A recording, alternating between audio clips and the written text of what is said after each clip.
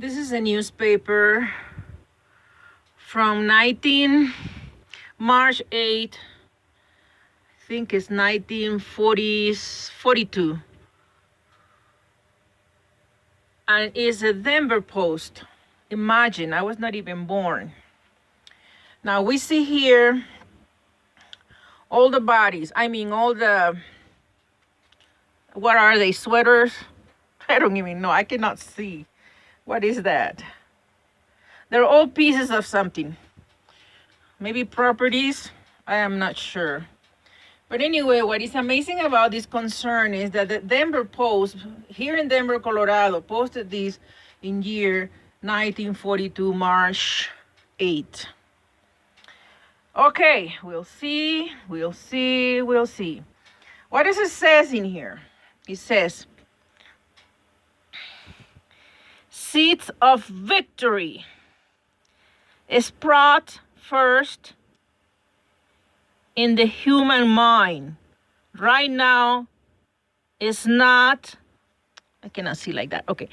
Right now, it's not too early to start planning the victory garden, as gardener Bob Schilbuck.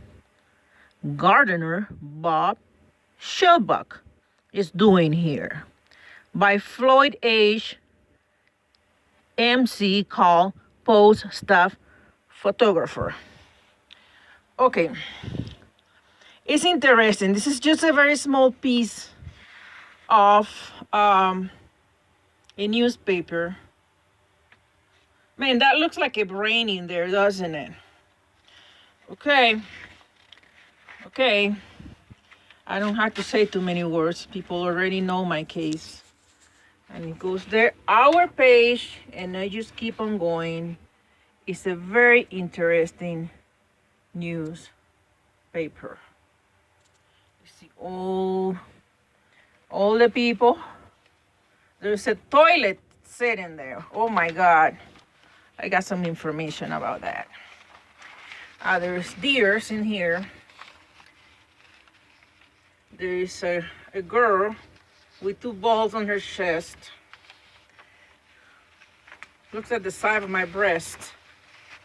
They were always big, seriously.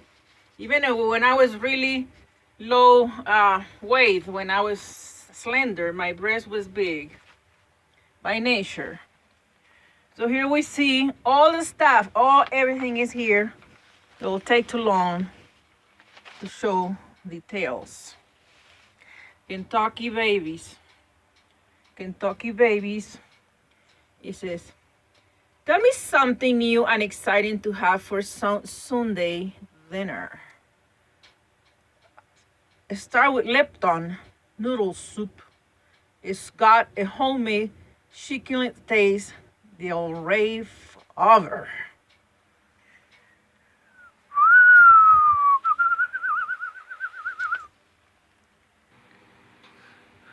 So what is the Constitution? I look in YouTube, say shall not be infringed. Then these two here call my attention. Look.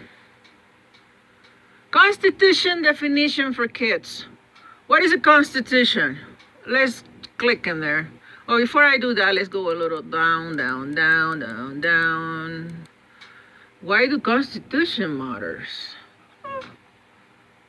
Unbelievable. Let's check this out. What is Constitution?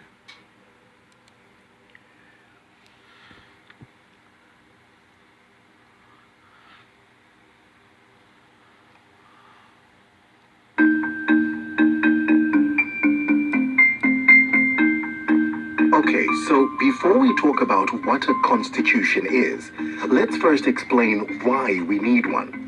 Let's start by looking at the fundamental things we all need as human beings. These are a voice in the decisions that affect our lives, material well-being such as food, shelter, and education, security and protection from violence or discrimination, and recognition and respect as individuals and communities. To help meet these needs, people create governments and delegate powers to them to exercise for the common good of society. The problem, though, is that while governments need powers to perform their... I want to make a stop here. Look at what's coming next after this video. Why do constitutions matter? Inside the mind of a master procrastinator. Damn. Yay! Okay, let's continue. Functions. History tells us again and again that power Yeah, without limits Donald can Trump lead to down there. corruption, dictatorship. Oh, and watch this, oppression. watch this, watch this, watch this, watch this. To help meet these needs, people create governments and delegate powers to them to exercise for the common good of society.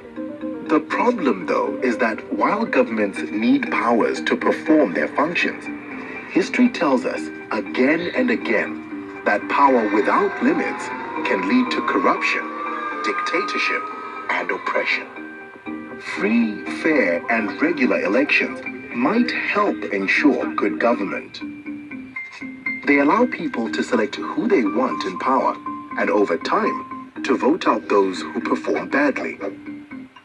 But we also need some basic rules to control how that power is used, so that those who win elections still have to respect your rights and promote your interests, rather than using power for their own benefit. Power Just as for in a their game of own football, benefit. there have to be rules and a referee. So in a democracy, there must be rules by which all the players are bound. These rules are provided in a constitution. The constitution is a law, but it's not just an ordinary law. A constitution is a supreme law that establishes, organizes, and empowers the government, and determines how other laws are made and implemented. It is also more difficult to change than ordinary laws, so that those in power cannot make up the rules as they go along. Football wouldn't be fair if the winning team could change the rules, and democracy isn't fair if those in power can just change the constitution according to their own whim. The Constitution harnesses the energy and power of the state, ensuring that the people control the reins. This explains why when people are trying to establish a new, fairer society, one of the first things they do is write a new constitution. This is what Norway did in 1814, India in 1950, South Africa in 1996, and Colombia in 1991. Indeed, nearly all countries in the world have a constitution to establish rules for using power. On the other hand, we've seen that when a democratic government is illegally overthrown, one of the first things the coup leaders do is set their sights on destroying the constitution. They don't want any inconvenient limits on their ability to rule by force. So the constitution both organizes and constrains power.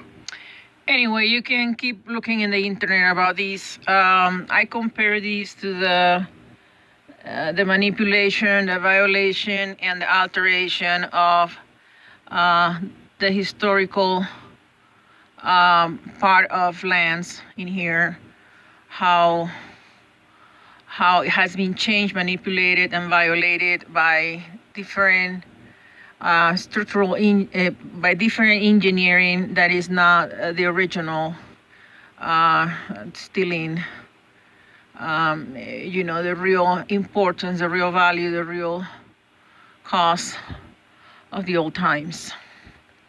I cannot explain myself. I feel like people out there understand what I'm trying to say.